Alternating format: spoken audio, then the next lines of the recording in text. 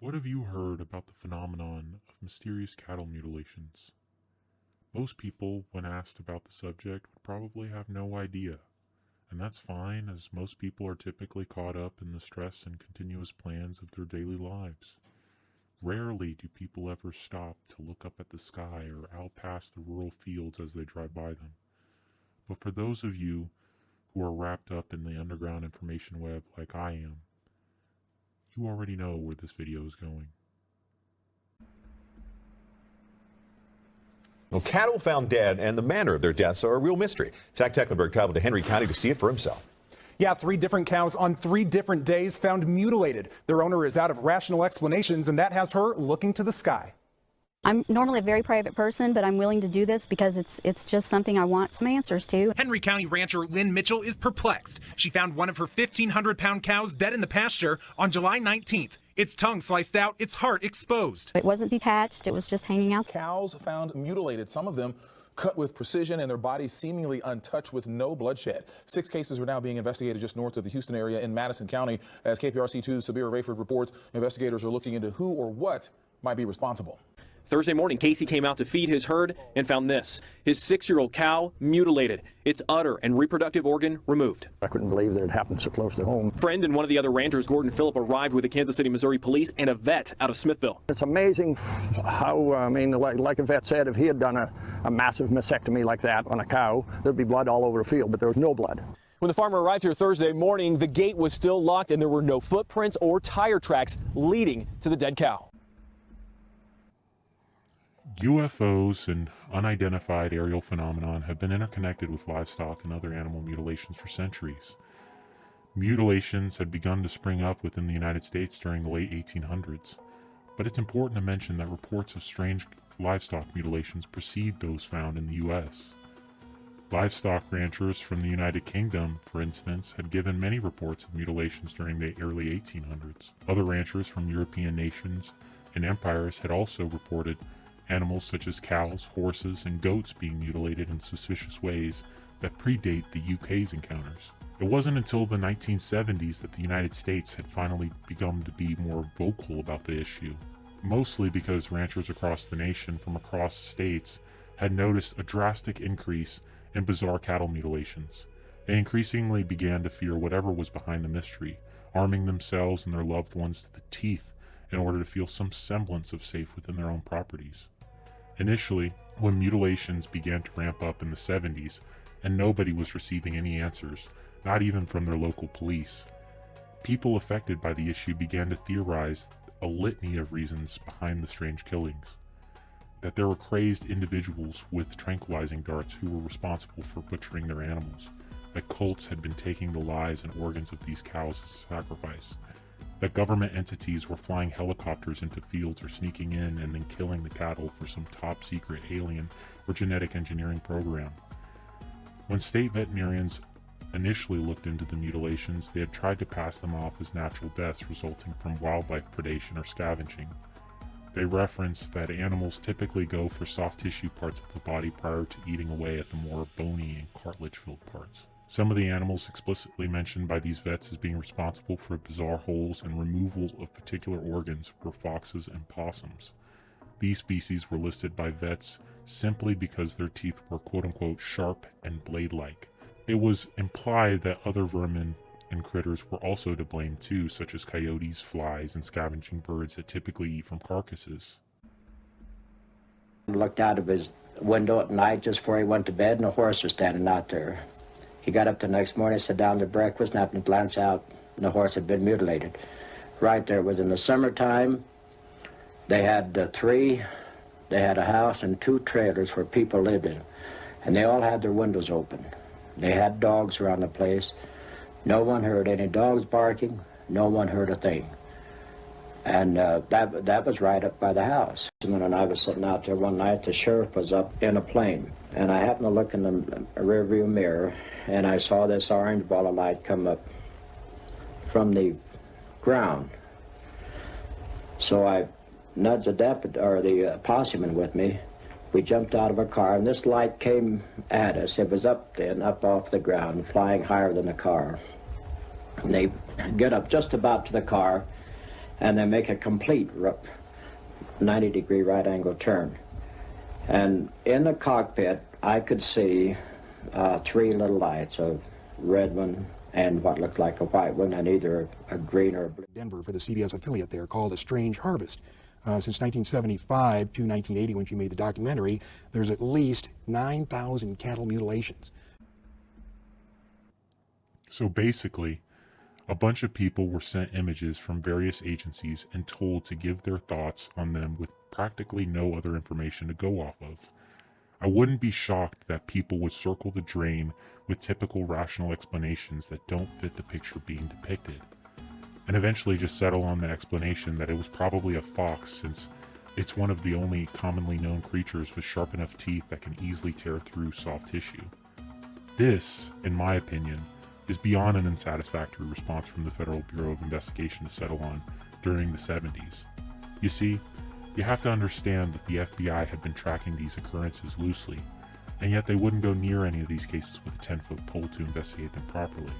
In a letter drafted by Senator Floyd Haskell and sent to the special agent in charge at the time, Theodore Roszak, it discusses the senator's concerns about these mutilations, as they have been well documented crossing over state lines to 21 other states, aside from Colorado, which should have, in theory, allowed the FBI to investigate this growing interstate issue. Additionally, Haskell had told Roszak that he had received reports of people being chased by helicopters that were purported to be in the surrounding areas of these livestock mutilations. One of the people who claimed to have a first-hand account of interacting with these helicopters was a man named Dan Edwards, who was an editor of the paper in Brush, Colorado at the time. Dan, in a call to Haskell, had confided in the senator that he had been threatened by unidentified individuals who told him to stop investigating the issue and to leave it to local authorities to handle. I think it was obvious that there were too many local agencies taking the responsibility for a problem that couldn't be grasped within the confines of one county or state. Beyond the scope of Senator Haskell at the time, this was probably an issue that was well past the investigative capabilities of the FBI to solve as well.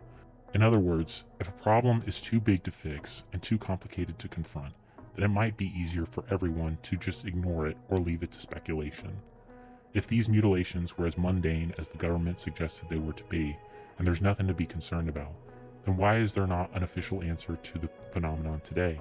Many people who believe that they are knowledgeable on the subject would be led to assume that it concerns UFOs or strange lights, yet governments around the globe refuse to make the official rudimentary connection. Why? If there is or was an MJ-12, it may have had good reasons for keeping UFOs a secret. Perhaps most compelling is that humans can't presume to know why aliens are here, if they are here. The behavior ascribed to ETs by various witnesses is so foreign to us as to seem unfathomable. One of the weirdest activities attributed to aliens is the bizarre mutilation of animals. Scattered stories of carved-up livestock and strange lights in the sky date back to the 1890s in the U.S., but it wasn't until the early 1970s that a pattern began to emerge. Gilbert Smith, a respected scientist for the Canadian government in the 1950s, wrote this top-secret memo to his superiors, describing his talks with American scientists. Said Smith, in the U.S., the matter is classified higher than the H-bomb. Flying saucers do exist, and they're being studied by a small group headed by Vannevar Bush. This memo was enough to convince the Canadian government to establish its own UFO study program just 2 weeks later. Here we are. This is the mutilation. New Mexico State Police did the research on, or the investigation on it, and they cut out certain parts with a, and the cut was made with a laser beam far sharper than anything we have. As a matter of fact, they were able to determine that they cut between the cells and didn't cut the cells themselves. We presently don't have this kind of technology. Well, if we don't know that we have this kind of technology, or you and I don't know that we don't, but that doesn't prove necessarily that it's ET. No, except that there's usually a visual sighting of a flying saucer or a light, a strange light, at each one of these sightings. Before answering that question in depth, let's identify the patterns here. In practically every single case of unidentified mutilations, there are no tracks anywhere near the carcass. No immediate signs of a struggle. The sexual organs are typically cut off and suctioned out from the rectum. The eyes or just one is removed. The ears or just one is removed. Usually, there is a portion of the jaw that has been stripped of its skin or muscle. Precise holes and incisions are found over specific portions of the body's organs. And what's perhaps the creepiest part of all this is the vast majority of carcasses found, appear to investigators as being fully drained of blood or close to it. It should be noted that these mutilations, although they have a strong association with each other, should be treated as individual case studies. For example, one cow could show more signs of mutilation and blood loss than another, with more or fewer organs precisely removed. Often, the incisions and holes found appear to be lasered through the skin of the animal, or the cuts are so precise that it would be as if a world-class surgeon had run out onto one of the pastures and meticulously used a scalpel to carve up the livestock. The cuts that were made up the legs and the inside of the legs and up the belly looked like you could have taken a zipper and zipped the cow right back together again. They were 1/8 serrated cuts that were made on the cow. We cut down into the animal and found out that the ball joint was gone, completely gone, off just that one shoulder, and just a perfectly flat cut inside. No bone chips, nothing that you would get from a meat saw where you're leaving pieces of bone part or anything like that. It was cut, I don't know how. There are so many factors that make these cases so strange to investigate, yet highly interesting nonetheless. Aside from what the veterinarians were suggesting to the FBI about these mutilations, actual ranchers who observed these carcasses on their land described them to have remained untouched and undisturbed by practically all wildlife, big or small, particularly in the areas where the cattle or animal had been strangely mutilated. Several weeks later, I think the coyotes finally did touch the animal's head, try eating on its head, but they wouldn't touch the body, which is odd because they're scavengers and they'll eat anything. In some instances where the animal has been left to sit in its environment, it almost appeared as though the cattle had been mummified and left as a hollow shell of bones and skin. In addition to your current confusion, let me momentarily worsen it by saying that in some cases of livestock mutilations, there are triangular indentations that are left on the ground near the animal, with a few feet of separation in between the indentations. They are reported to go in the ground quite deep, several inches, which suggests that whatever left the markings had some significant weight to it. We had one up north where we believe the animal was paralyzed and was alive when it was being mutilated. An eye and an ear, the tongue, the rectal area was taken out, but the animal dug a hole with its head, but none of the other parts of the body moved, not even the legs. 6 north of town on a very hard pasture, almost like hard brick. We found tripod marks 12 inches across. The tripod marks were 14 feet apart. We found one set that had gone in the ground roughly 8 inches. Considering that the tracks deepen straight into the ground without any additional conventional vehicular tracks nearby, it suggests that the objects that made the indentations had come from above. Remember that. Imagine if you were to drop a bowling ball onto sandy ground. It would create the same indentation as described. Many local law enforcement personnel describe the cattle as having been in a state of paralysis prior to their death with minimal signs of struggle. However, that is by no means to suggest that these cattle died of natural causes and were scavenged afterward. If that were the case, then local law enforcement agencies across the nation and better yet, globe, wouldn't be scratching their heads for answers. Although this cattle mutilation phenomenon is extremely expansive, and I can probably talk about individual cases of these mutilations across the globe for several hours, it is important to discuss the individuals as well as entities responsible for these mutilations and get to the who and why of this issue.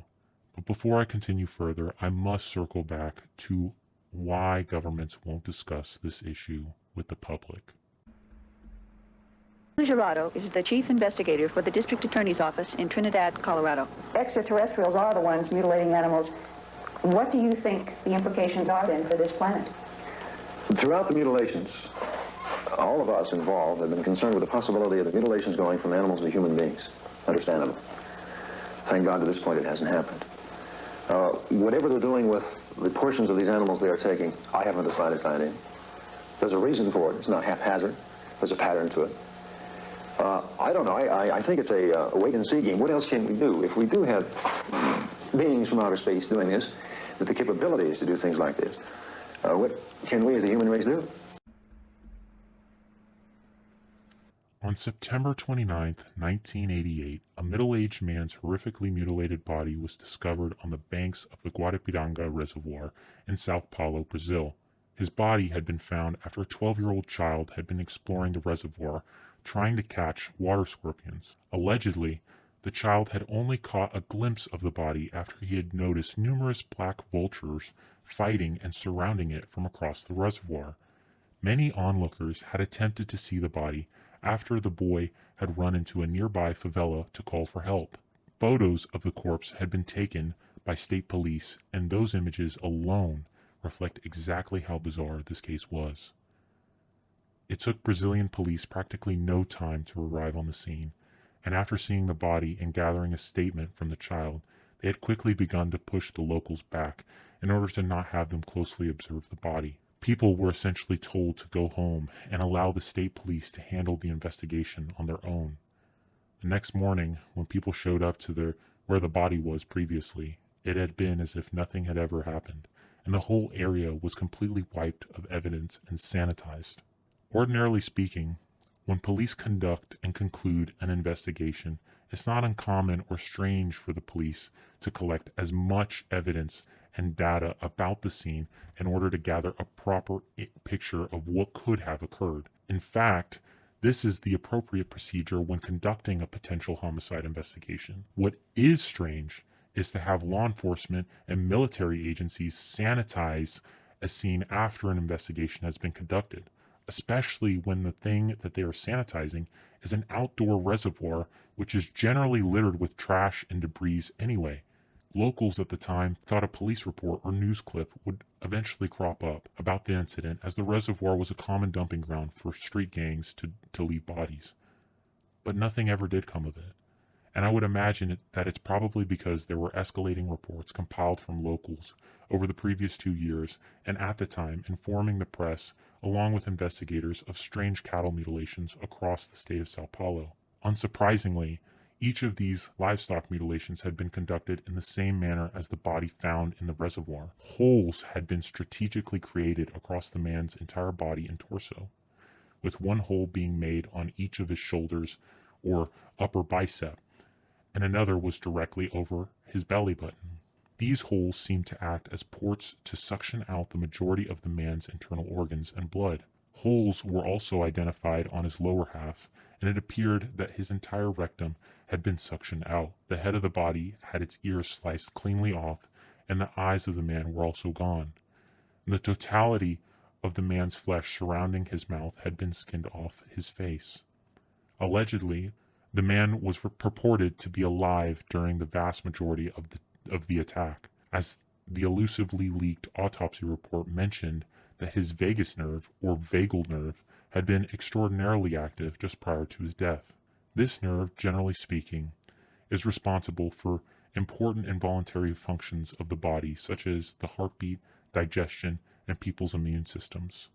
Moreover, the report highlighted that his death was caused by his body shutting off its involuntary functions, such as his heartbeat, to avoid experiencing further pain and distress. Simply put, his body's nervous system decided to forcefully self-destruct in order to avoid enduring more pain. He was just left as a mummified shell of his former self, and according to locals at the time, the man had been missing 3 days before the boy found his body. It should be mentioned that it is inconclusive as to when the man went missing, or it's at least too difficult for me to determine with my current resources. In fact, the Brazilian government did its best to cover up the whole incident, as officials at the time didn't want to stir up any hysteria amongst locals in several states, including Sao Paulo. It wasn't until 1994 that the images and autopsy report would be leaked to the media. I just never found the autopsy report myself, and was only able to find secondhand references to it.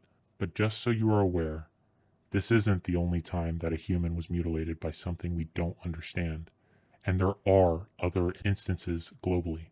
However, you'll probably never hear about it in the news, and you'll certainly never get it fed to you through a natural algorithm. It's honestly an ugly miracle that this Brazilian case had even been leaked to the media at all. Aside from the cattle mutilations in several states of Sao Paulo, This state was also a famous location or hotspot for UFO and UAP sightings. 2 years before the body was recovered from the reservoir, in May of 1986, there was an event called the Night of the UFOs, where Brazilian military pilots had claimed to see strange lights and objects flying around in the sky. Each time the fighter jet pilots would attempt to intercept the flights, it was reported that they move at incomprehensible speeds, traveling the distance of 20 miles within the blink of an eye. One of the pilots that night had described the craft's movements as being as though one craft would turn its lights off as another would turn its lights on miles away, but the radar imaging was reporting that it was the same craft. Pay close attention to these photos taken in Sao Paulo in 1986, particularly the images of the UFO that appeared over the mountain on the coast. These images are obviously not the strange lights observed at night, but they are important to the bigger picture.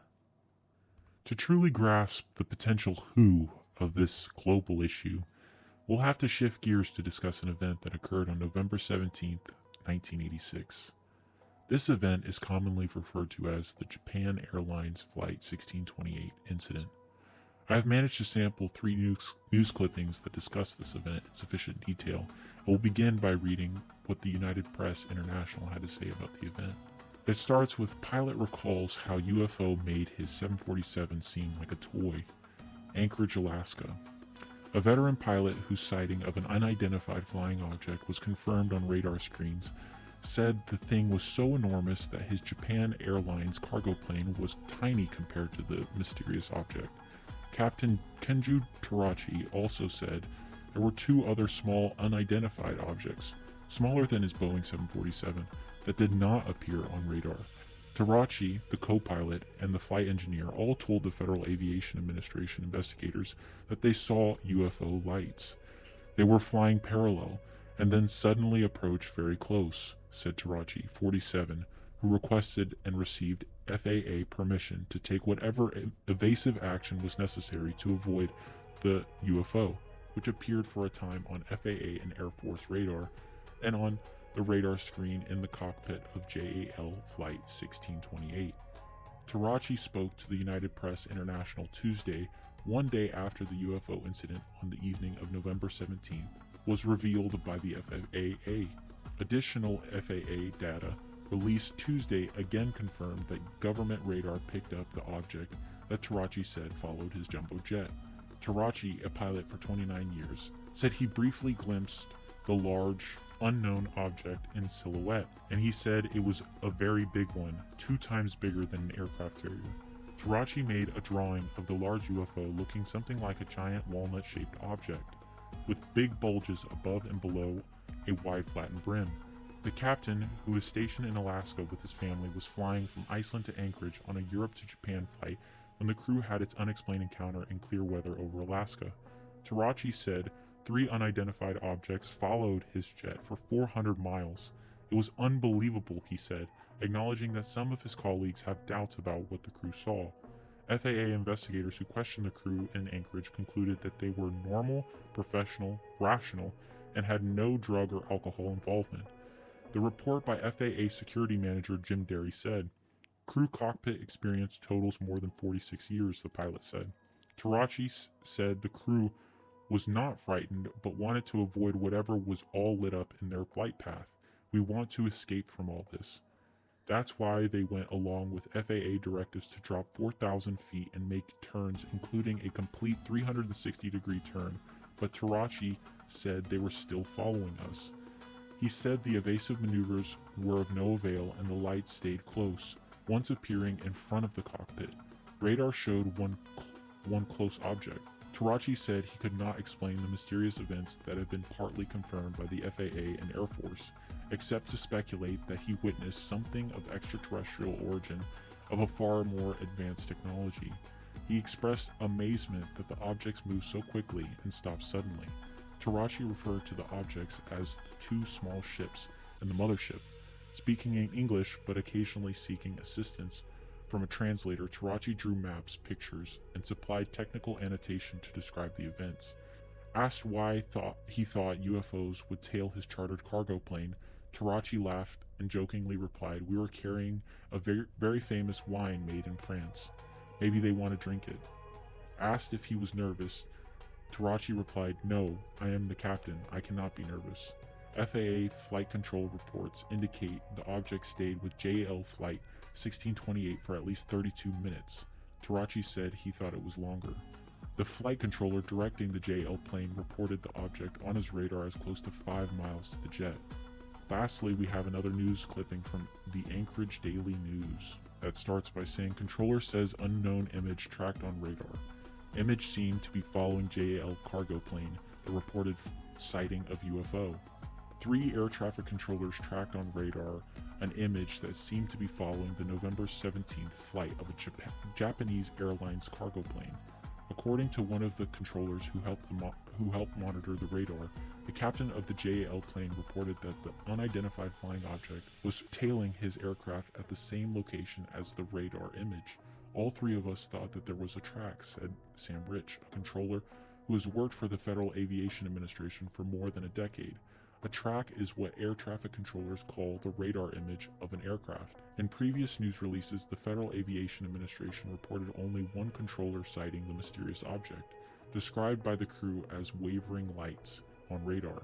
That controller, whose not been released yet by the FAA, mistakenly interpreted a split image of the cargo plane as a second object, FAA officials said following a review of radar tapes. On Tuesday, FAA spokesman Paul Stuick said he had no knowledge of additional controllers who had tracked the UFO reported by the JL's pilot and 2-man crew. Captain Kenju Tarachi said the UFO tailed their plane for more than 300 miles as it crossed into the Alaska airspace en route from Iceland to an Anchorage refueling spot. Tarachi told United Press International that he saw 2 brightly lit objects and a third enormous object, twice the size of an aircraft carrier, following the plane. It continues by saying that the report triggered a new FAA investigation of the incident and a burst of international publicity for Tarachi. Controllers have been interviewed by FAA officials, but until Thursday had not talked to the press. Rich said he was on duty for the half hour during which the JL plane reported spotting the UFO. He said the JL crew first contacted the Anchorage air controllers as their airplane flew over Fort Yukon. They said something was following them. It appeared to be light and appeared to be white, orange, and yellow. Rich said the pilot sounded shaken. He was concerned. There was a quiver in his voice. Rich said the controllers immediately turned down their radar range to small scale that would better define the airspace around the JL plane. There did appear to be a track near the plane about where Tarachi said there was. The track was not real strong, Rich said, but neither he nor any of his colleagues then thought it might be a split image. After spotting the track, Rich said he called the Military Regional Operations Control Center. They informed me that they had seen the same track. Another controller then told the pilot to make a series of turns and a descent in an effort to shake the UFO. Finally, as the plane headed south from Fairbanks, the controllers lost track of the UFO. Since the November incident, the FAA launched a major review of the radar tapes, initially confirming the controller tracking, then dismissing it as a split or double image of the JL plane. Rich confirmed that double images often occur on the FAA radar screen, which relies on computer-generated data, but the plane didn't fly through the areas where the split images normally occur. The JL pilot isn't the first pilot to report strange things in that northern corridor. During the past decade, there have been about half a dozen reports of unidentified lights from civilian and military pilots. It's pretty real to them, the pilots, Rich said. Officially, this event is listed as the pilot having mistakenly seen the planets Jupiter and Mars. Is this really the best explanation that they could come up with as a cover-up? Jupiter and Mars? I mean, for a highly experienced and stoic pilot to mistakenly interpret a UFO mothership for the planet Jupiter sounds insane. Furthermore, I would definitely question the sanity of an individual if he had claimed he saw the planet Jupiter that close to our planet. The implications of Jupiter ever appearing that close to Earth would be devastating, to say the least. I think I'll take Captain Tarachi at his word, along with the FAA controllers working that night. I also think it was captivating that the mothership held such an interest in the captain's cargo jet for such a long time. Even though Tarachi claims to have not been scared during his flight, I'm sure that the situation itself was and would have been scary for anyone to have dealt with. I suppose the only two rational explanations as to why the aircraft would have followed his jet that long would have been either out of curiosity or malice. If it were out of malice, the craft would have been likely more than capable of taking out the jet, so I'd imagine its intentions would have been to gently push the jet out of its personal airspace, kind of like a territorial reaction between two weary predators in nature. Not only just the fact that there are five and as many as 10 different civilizations visiting us. Apparently, and this is from the research that I've done, at least 90% of them are hostile. And when I say hostile, if not hostile, they have a completely different set of morals than we do.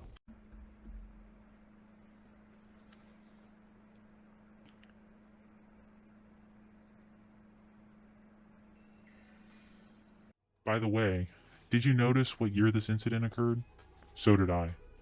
I'm sure that you noticed the shape of the craft too. I'm no betting man, but I'm pretty sure this is the same craft seen in Sao Paulo, Brazil just months before. Although I've only discussed two major incidents involving UFOs or UAPs, let me know in the comments if you'd like me to continue to highlight other encounters and cases in the future, as there are many to go through across cultures and history. And even in the process of making this video, I had dug myself deep into places and topics that I had never heard of or seen. Honestly, I really thought I was well informed on all this already prior to starting the research of this video. I think it goes to show that there's always something else to learn about, even after you're well past the fears of falling into the traps of the Dunning-Kruger effect.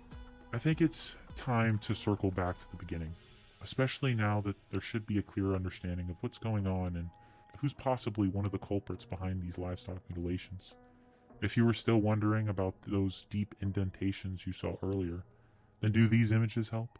I won't get into great detail about them unless you'd like to hear about it in a future video, but these are allegedly 1960s photos of UFO contact with Paul Villa.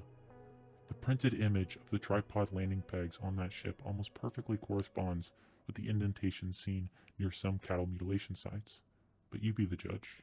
Now, I'm going to attempt to provide you with the answer as to why these UFOs, UAPs, and aliens need the blood and organs of cows, and at times, people.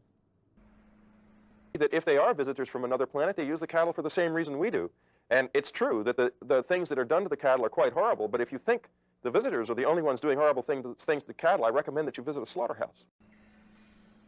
You know, there very well may be a lot of tangible weight in the top secret alien program theory. I first heard about it discussed in a book titled Dulce Base by author Greg Valdez, son of Gabe Valdez, a man who was the lead detective for the state police tasked with investigating the strange cattle mutilations in the New Mexico area during the 1970s. Tragically, Gabe Valdez had passed away in 2011 while peacefully asleep in his home.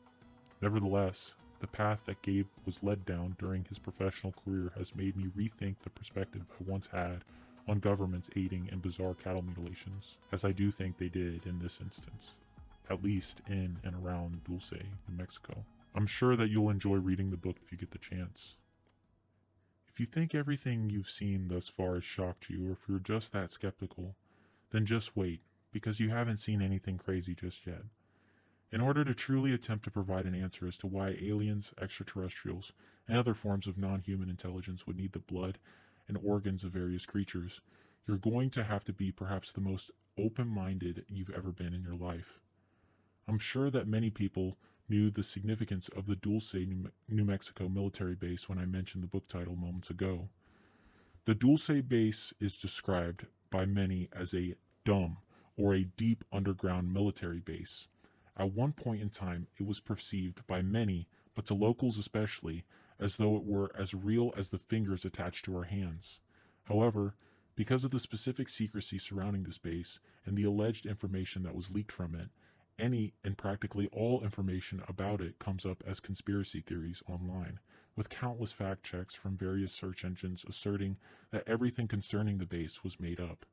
Nevertheless, typically these deep underground military bases are reserved for highly classified programs and projects that rarely make the light of day, and if anything does come out of these bases, we probably wouldn't know about it until we've passed decades into the future.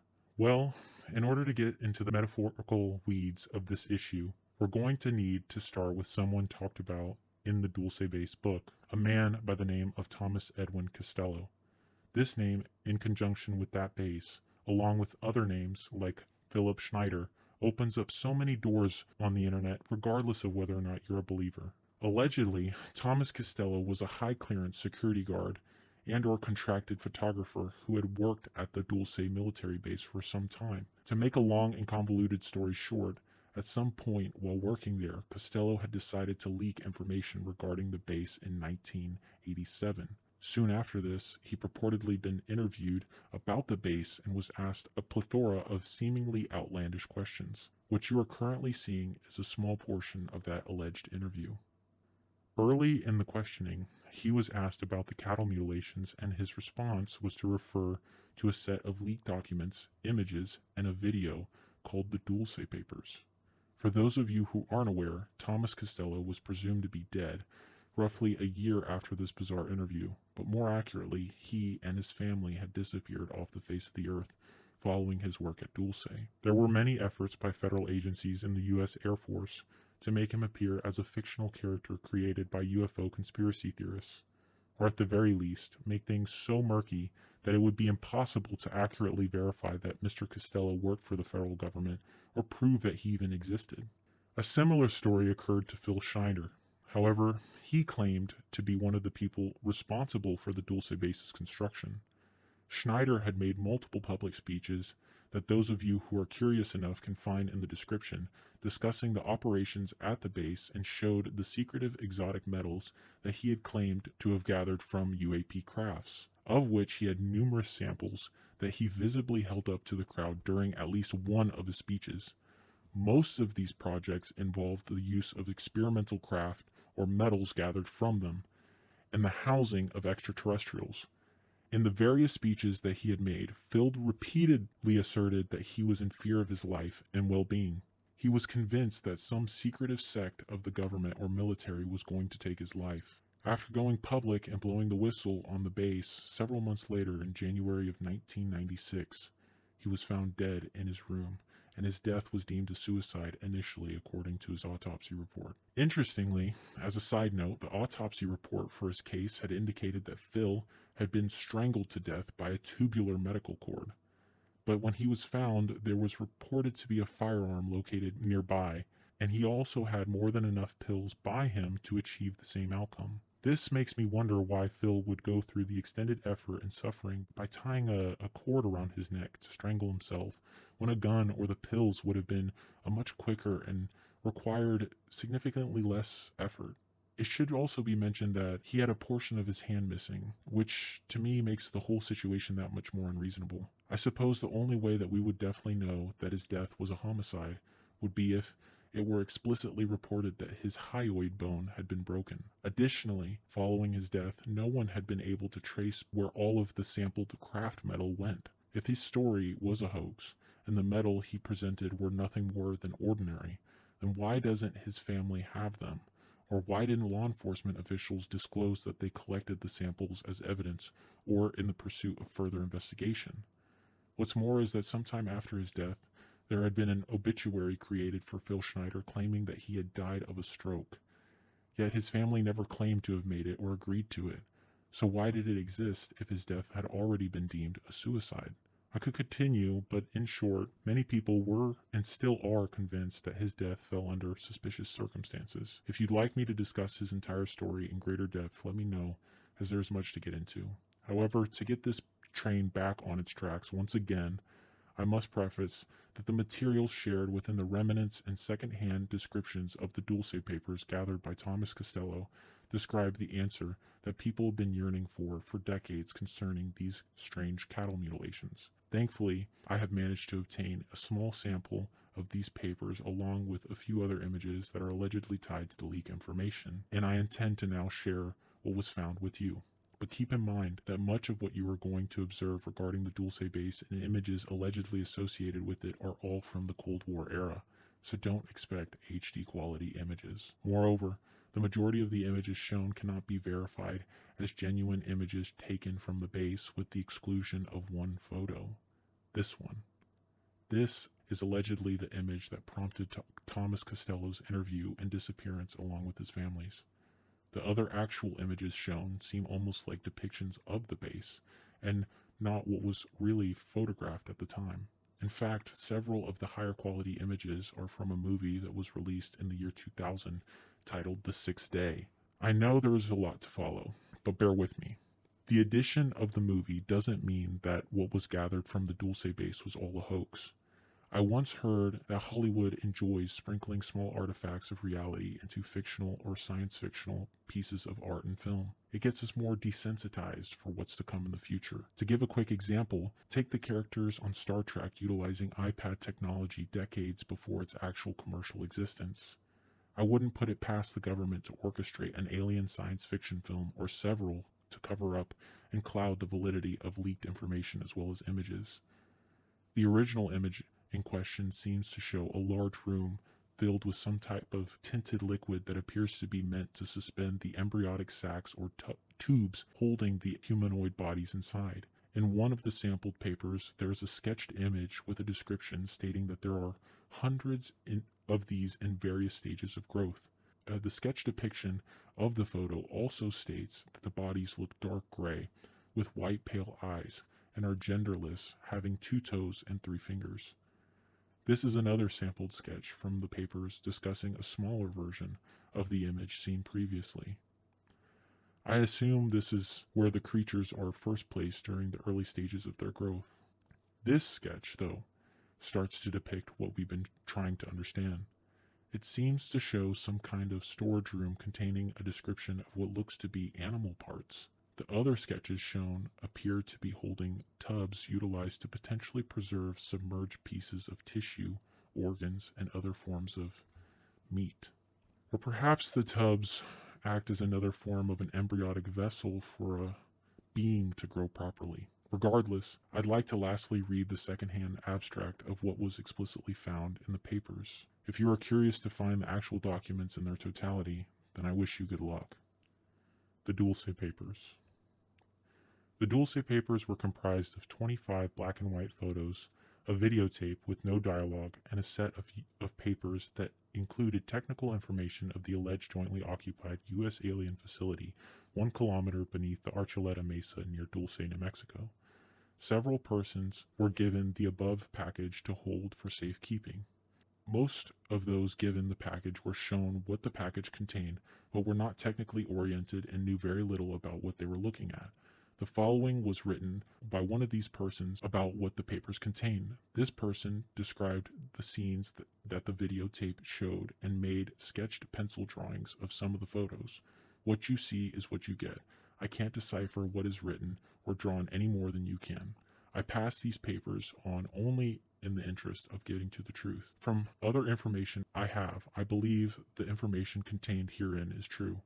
I believe the facility exists and is currently operational. I also believe that there are 4 additional facilities of the same type, one located a few miles to the southeast of Groom Lake, Nevada. What is the truth? Only God, MJ-12, and the aliens know for sure. Dulce Papers. Lots of papers, documents that discuss copper and molybdenum. Also papers about magnesium and potassium, but mostly about copper. Lots of medical terms that I don't understand. A sheet of paper with charts and strange diagrams. Papers that discuss ultraviolet light and gamma rays. Papers that discuss color and black and white and how to avoid detection through certain colors.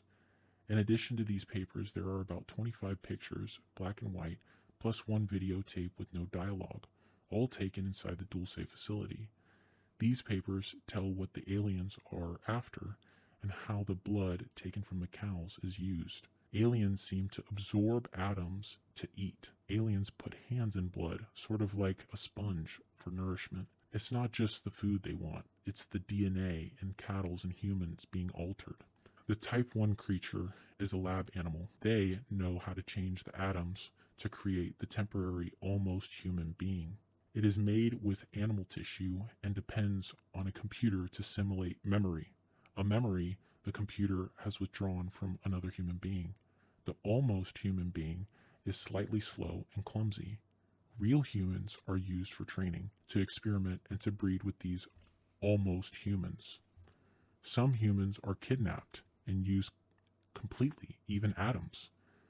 Some are kept in large tubes and are kept alive in an amber liquid. Some humans are brainwashed and used to distort the truth. Certain male humans have a high sperm count and are kept alive. Their sperm is used to alter the DNA and create a non-gender being called type 2. That sperm is grown in some way and then altered again, put in large wombs, many destroyed, certain are altered again, and then put in separate wombs once more.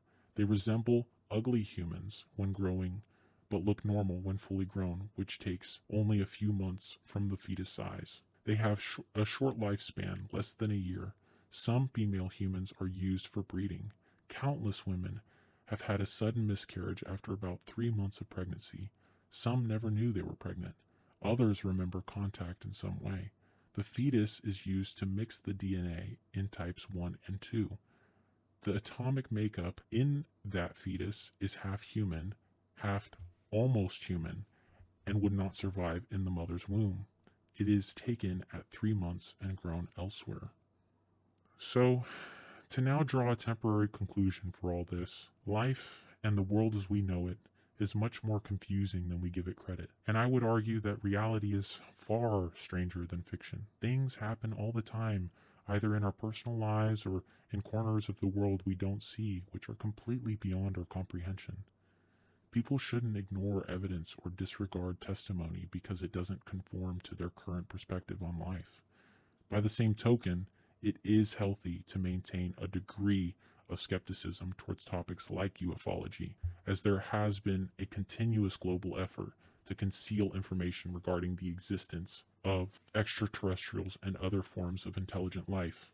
This makes finding the truth substantially more difficult, but one thing that cannot be forgotten nor discredited is the lives that were taken in the wake of containing this monumental secret. Sooner or later, the truth always comes to light, and I hope that I was able to display some of that to you in this video. Likewise, I wanted to say that I greatly appreciate you taking the time to watch this in its entirety. And if you'd like to see more content like this, along with other topics involving things like criminal justice or psychology, then please consider liking the video and subscribing to the channel. I now leave it to you to decide whether or not we were able to get to the why of all this, potentially. Everything happens for a reason, and nothing is by coincidence. Remember that. Till next time, take care, and God bless. George, basically what we're dealing with here is, I'll give you the bottom line. Okay, I'm not trying to sell it. I want to hear your thesis. I'm not trying to sell a book. I'm not trying to promote a lecture. This is based on what I've come across after intense research in the last year. And I have found out that the government has retrieved between 10 and 15 actual flying saucers, 3 of which have been in perfect condition, 1 of which they tried to fly. They have between 30 and 50 alien bodies in cryogenic storage. We even have the name of the person whose job it is to show these bodies to the heads of state and the people who are authorized to see them. They represent at least 5 different civilizations.